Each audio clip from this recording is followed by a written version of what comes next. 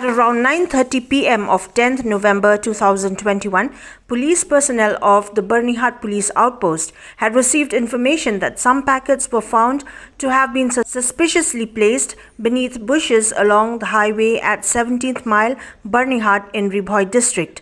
Acting on the tip-off, the police conducted a search along the highway from 17 Mile towards Byrnihat, and on reaching the spot, some brown-colored packets were spotted to be lying beneath the bushes, and after a thorough search, it was found that all 37 packets contained ganja.